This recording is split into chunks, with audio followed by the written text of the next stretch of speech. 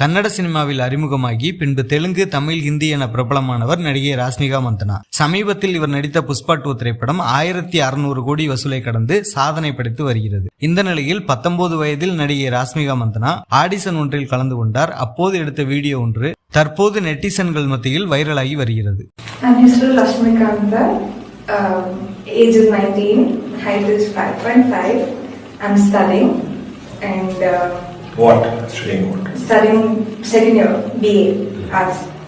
And this is the first time auditioning for something. ಅಷ್ಟು ಕನ್ನಡದಲ್ಲಿ ಪ್ರಯತ್ನ ಪಡಿ.